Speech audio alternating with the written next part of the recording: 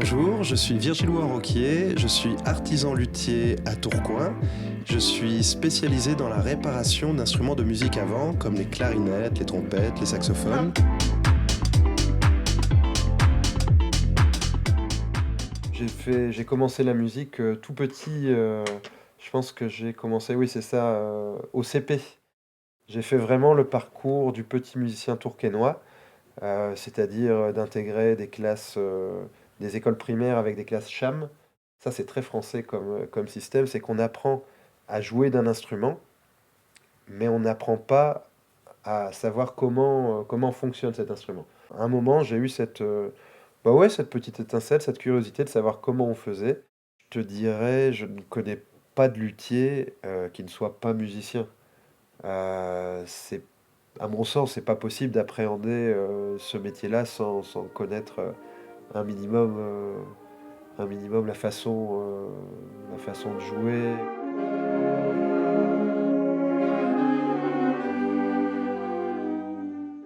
Alors, je suis en train d'effectuer une révision générale. Concrètement, je démonte l'instrument complètement.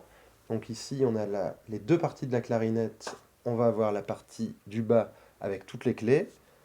Une fois que tout est démonté, bon, là, hop, c'est le corps du haut. On se retrouve avec un instrument, eh bien, tout nu, avec toutes les clés sur mon établi.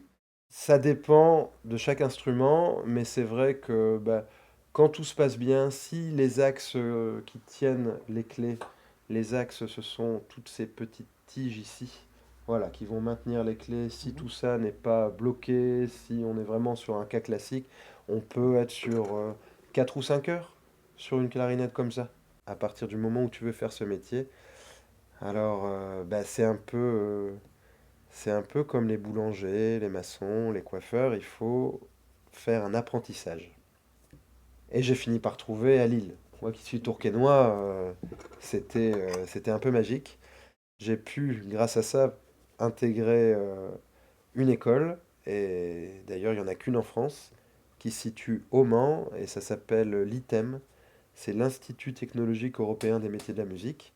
J'ai cherché du boulot avec ce diplôme, et j'en trouvais pas, parce qu'il y a pas de place en fait. Il n'y a pas de place. Aujourd'hui, si tu crées pas ton atelier, c'est compliqué d'avoir du boulot dans ce métier. Donc moi, j'ai eu énormément de chance. J'ai mon vieux copain trompettiste du lycée.